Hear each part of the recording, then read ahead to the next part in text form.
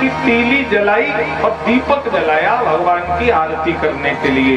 तो माचिस से दीपक जलाया तो धर्म होगा या अधर्म होगा? बोलिए क्यों माता भाई बहन? दीपक जलाया तो क्या हो जाएगा? धर्म हो जाएगा। हाँ, और जब माचिस से दीपक जलाया तो धर्म हो गया और माचिस से पड़ोसी का छपरा जला दिया तो क्या हो जाएगा? अधर्म हो जाएगा ना। माचिस तो एक ही है, दीपक पे लगाया तो धर्म बन रहा है और छप्पर पे लगाया तो अधर्म बन रहा है। इसी प्रकार मैं आपको इंगित कर रहा हूँ। किसी के लड़के की बारात जा रही और बारात बस में बैठी और उसी में एक व्यक्ति जोर जोर से चिल्लाने लगा। वो बोला भैया बस रोको बस रोको। बस रोको क्यों? अब वो कह रहा हमारे साथ जोर जोर से बोलो, राम नाम राम नाम धरते हैं, राम नाम धरते हैं। बारात के मालिक ने कहा लाठी लाओ, लाठी पकड़ो, मारो, खींच लो, मारो, पकड़ो। लड़के की बारात जा रही, बताओ राम नाम सत्य करने में लगा पड़ा है। अच्छा बताओ उसने गलती क्या की? क्या किसी को गाली दी या किसी का अनादर किया? पिटने लगा। क्यों पिटने लगा? केवल इतनी बात उसने कही थी, राम नाम सत्य है।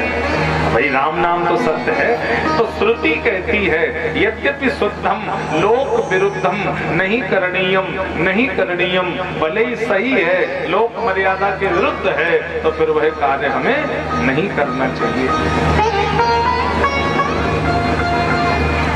जैसे हम कथा कह रहे, कथा में कीर्तन आप लोग जोर जोर से बोलो तो धर्म हो जाएगा और कथा में जोर जोर से बोलोगे तो अधर्म हो जाएगा। तो सन्यासी को न राग हो न द्वेष हो, इन्हें बच्चे में राग हो गया और बच्चा आश्रम छोड़कर एक दिन भाग गया। उसके विरह में रो रो कर प्राण त्यागे। अंते मति सगति, मरते समय जिसका चिंतन होता है अगला जन्म उसी योनि में हो जाता है, ऐसा शास्त्र कहते हैं। तो हिरण के बच्चे का चिंतन हो गया, अगला जन्म ही हिरण का हो गया। अब जंगल में आग लग गई, हिरण का शरीर भी उस आग में जलकर नष्ट हो गया। अब तीसरा जन्म हुआ है, अंगरा ऋषि गोत्र है ब्राह्मण परिवार में। अब ये 8 भाई हैं, तब ये 100 भाई थे, सबसे बड़े थे, इनका नाम था भरत। और अब ये 8 भाई हैं, सबसे छोटे हैं, सीधे साधे हैं, तो भाइयों ने नाम रख दिया जड़ भरत। जड़ माने मूर्ख, भरत माने भरत, सीधे साधे है ना, अपनी मस्ती में मस्त रहते हैं जड़ भरत जी। और देखिए सत्संग की बड़ी प्रबल चर्चा का प्रभाव क्या जीवन में होता है। एक कुमार कुमारिन थे। कुमारिन बड़ी धर्मात्मा और बड़ी सत्संगी थी। गांव के बाहर सत्संग होता था, कुमारिन रोज सत्संग सुनने जाती थी। कुमार चिलम बना रहा था, मिट्टी की चिलम बेचने के लिए। तब तक पत्नी आ गई, उसने कहा ये क्या बना रहे हो? बोले चिलम बना रहे, चिलम। पत्नी बोली नहीं नहीं चिलम मत बनाओ। क्यों? बोले चिलम खुद भी जलेगी और जिसके घर में जाएगी उसको भी जलाएगी, तो उसके घर को भी बिगाड़ेगी। चिलम नहीं, गर्मी का समय है, ऐसा करो ये मिट्टी को चिलम से दोबारा हटा करके सुराई बनाओ। सुराई क्यों? सुराई में शीतल जल भरा जाएगा और जिसके घर में जाएगी उसको भी शीतलता देगी। चिलम बनी बनाई कुमार ने अपनी पत्नी के सत्संग के प्रभाव के कारण तोड़ दी और उसी मिट्टी को दोबारा सुराई में जोड़ दिया। अब वो सुराई गई किसी के घर में, ठंडा पानी भरा गया, लोग भी शीतल हुए। बोले ये सुराई पानी बड़ा ठंडा दे रही है। तो वो सुराई कह रही है ये प्रभाव मेरा नहीं है। फिर बोले ये प्रभाव तो बदल दे क्षण में जीवन ढंग, इसी को कहते हैं सत्संग। कुम्हार की पत्नी अगर सत्संगी न होती और वो न आई होती तो मैं चिलम बन गई थी, जलती और जलाती। लेकिन उस सत्संग के प्रभाव से केवल कुम्हार के तो विचार को बदल दिया, लेकिन कुम्हार के विचार ने मेरे प्रकार को बदल दिया, तो मेरा तो जीवन बदल गया। तो सत्संग में क्या बदलता है? केवल हमारे विचार बदलते हैं और विचार बदलने पर ही जीवन का प्रकार भी बदल जाता है मेरे भाई। अब अब जरा ध्यान देना, सत्संग में जाने से, कथा में जाने से लाभ क्या होता है? केवल विचार परिवर्तित होते हैं। जैसे एक व्यक्ति व्रत है, व्रत सुबह से शाम तक उसने कुछ नहीं खाया। एक व्यक्ति व्रत है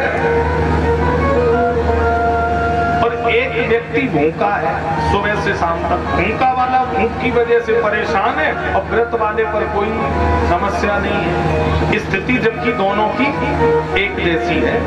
अब चूंकि जो भूखा है उसके मन में भूख का अभाव है और जो व्रत है उसके अंदर भूख का कोई अभाव नहीं है, केवल वृत्ति का अर्थ है, विचारों का अर्थ है। जैसे एक गरीब है, उसके झोपड़ी में न फ्रिज है न टीवी, और एक फकीर है, फकीर की झोपड़ी में भी न टीवी है न फ्रिज है।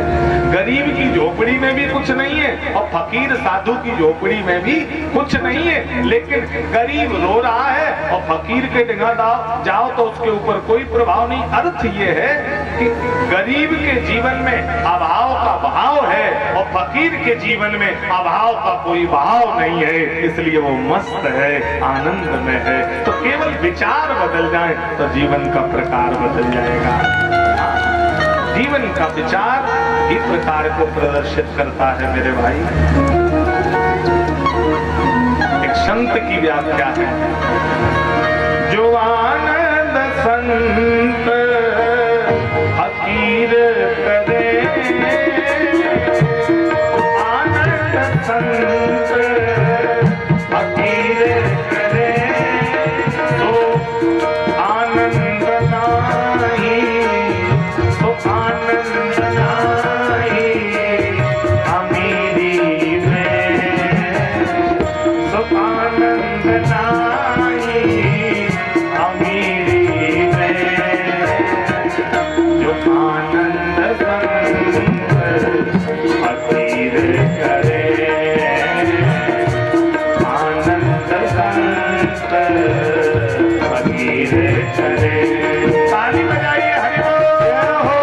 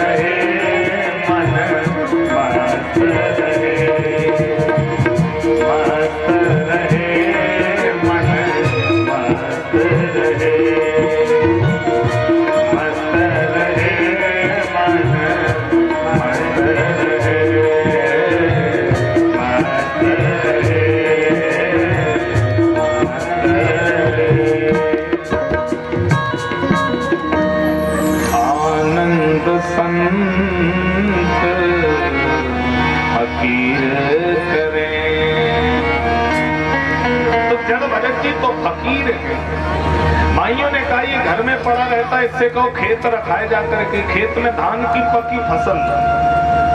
अब खेत रखाने जब भरत जी गए तो खेत के चारों तरफ चिल्लाने लगे, राम की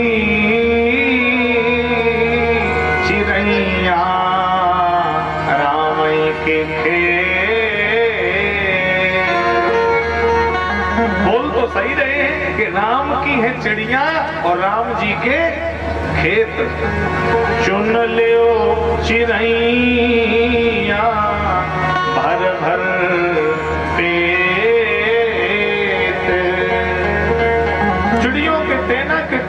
झुंड के झुंड खेत में आ करके बैठने लगे। फसल फिर भी कम नहीं हुई। अभी किसान गाय लेकर जा रहा, बोले भैया रोको रोको। किसान ने कहा हटो, गाय भूखी हैं, बहुत दूर जाना। भैया हमने तुम्हारे गायों के चारे का इंतजाम कर दिया। इंतजाम कर दिया कहाँ? ले आओ गैया जे हम आए हैं खेत, ले आओ, ये हमारे खेत हैं, इनमें ले आओ गैया को। किसान ने गाय इस तरफ लगाई, उस तरफ निकाल दी और खाए गई गैया तो खाली भयो खेत। इस तरफ लगाई, उस तरफ निकाल दी। अब इतने बड़े बड़े नीचे के रह गए, ऊपर के सब गायब। भाइयों ने कहा बटाई का खेत था, 14 मन धान होता, इसने फसल बर्बाद कर दी, मारो पकड़ करके। भाई मारने को भागे। जड़ भरत जी बोले हाथ मत लगाना मुझे। क्यों? खेत को काटो, उड़ाओ, यदि तुम्हारा 14 मन धान ना निकले तो चौराहे पर जड़ भरत की गर्दन उड़ा देना। अब देखिए इतनी बड़ी बात किसके भरोसे कहती। त्रेता युग में एक छोटे से बंदर ने कमाल कर दिया। ताश सभा कियो कठिन प्रण,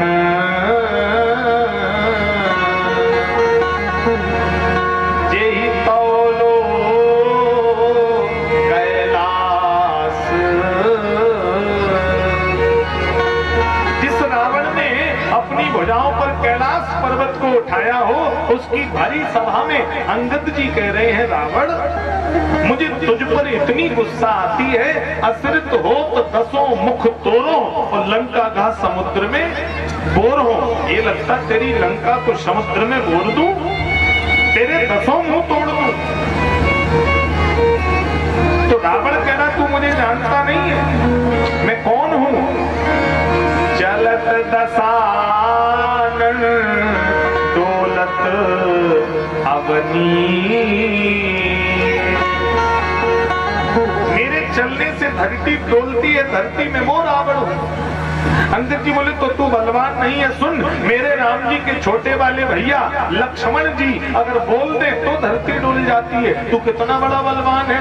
लखन सकोप बचन जब बोले, लखन सकोप बचन जब बोले, जगमगान मही दिग्गज डोले, जगमगान मही दिग्गज डोले, दिग्गज डोले, दिग्गज डोले। रावण ने कहा तू मुझे जानता नहीं, मैंने इन भुजाओं पर कैलाश पर्वत को उठाया है। अंगद जी बोले अभी दूध का दूध पानी का पानी हो जाएगा, मैं तेरी सभा में अपना पैर लगाता हूं और हटाना नहीं। तिल भर अगर मेरे पैर को कोई हिला दे तो मैं सीता जी को दाव पर लगाता हूं और फिर राम सीता मैं हारी। अगर कोई तिल भर पैर हिला दे मैं सीता अपनी जानकी अम्मा को हार जाऊंगा और राम जी को लेकर मैं अयोध्या चला जाऊंगा। हा, इतनी बड़ी बात। किसी ने कहा अंगद जी आपको क्या हो गया, आपने जानकी मैया को दाव पर लगा दिया। अंगद जी रोने लगे, बोले मैंने अपने प्रताप से पैर नहीं लगाया। फिर बोले राम प्रताप समुझ कपी को तो राम जी के प्रताप से पैर लगाया। कब राम जी का प्रताप देखा? बोले जब बंदर नल नील पत्थर पर राम लिख रहे थे तो पत्थर समुद्र में तैर रहा था। तो जब राम जी के नाम से पत्थर तैरता है तो उनके बंदर का कोई पैर भी नहीं हिला पाएगा। राम प्रताप तरे पत्थरा तो नर क्यों न तरे जो जपे हरि को।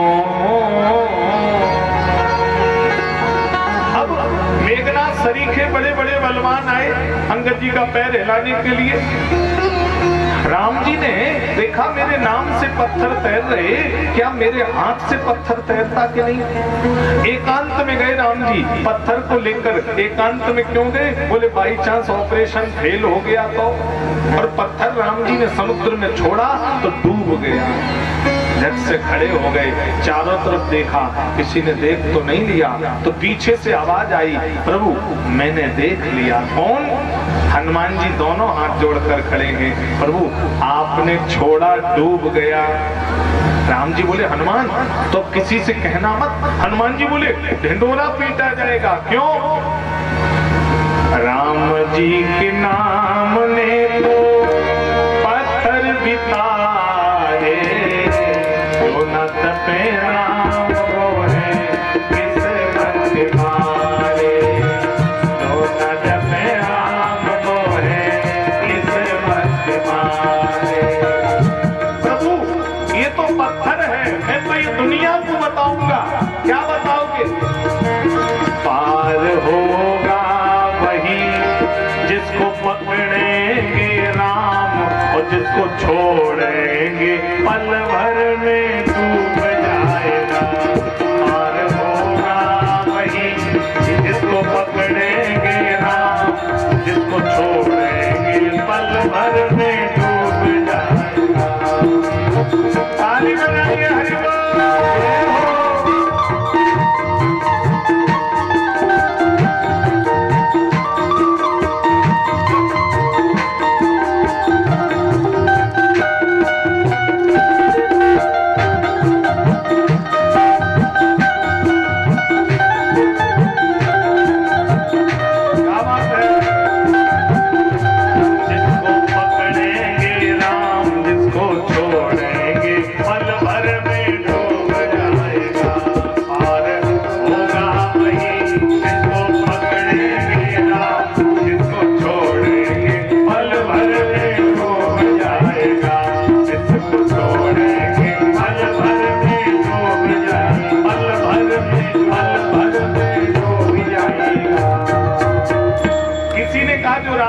पास आता है वो जुड़ जाता है, जो राम जी से दूर जाता है वो टूट जाता है। किसी ने कहा बिल्कुल गलत कहा। क्यों?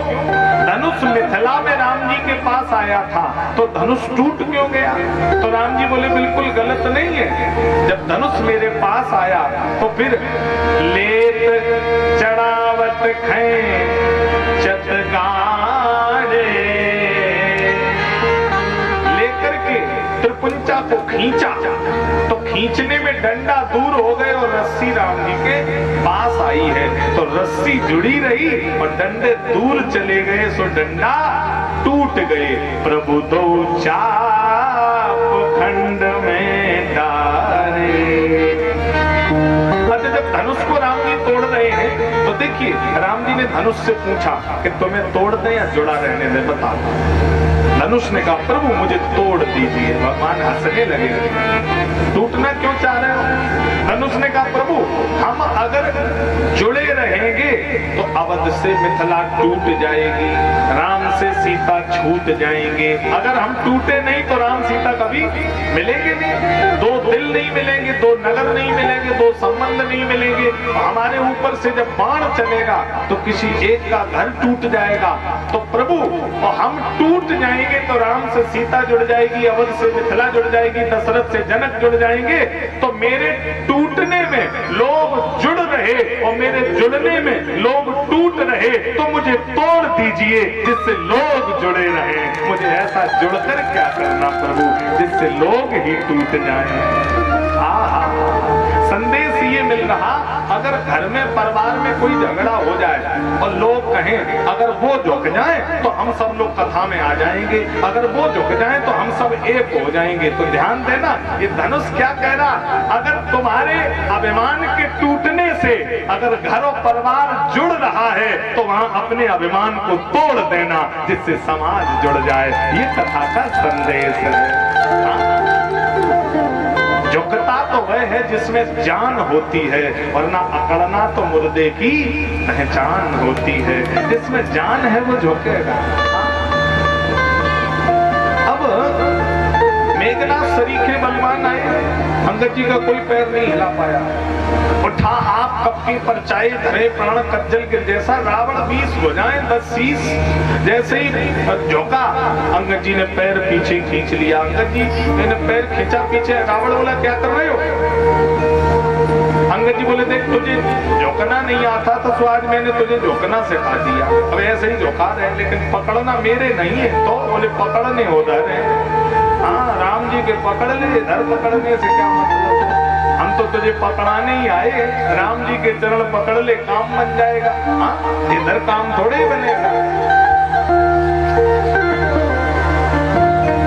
सब भैया आसिया खुरपी ले लेकर खेत में बैठ गए। प्रणहु न जा में रहो, कैसे भरत लाल देत,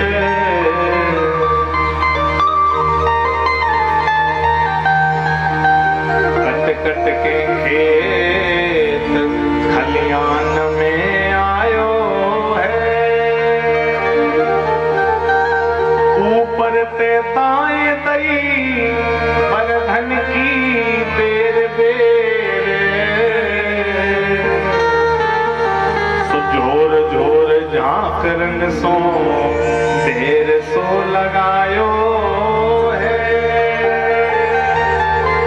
पवन के बेग से उड़ायो भूसा को भार, और रास पे बिहारी ने रहस रचायो है।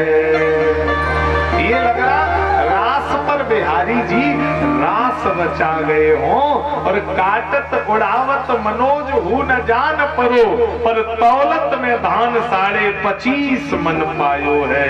25.5 मन धान निकला।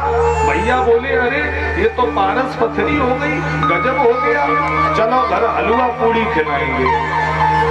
बनी बनी के लाखों निसार होते हैं, बनी बिगड़ जाए तो दुश्मन 1000 होते हैं।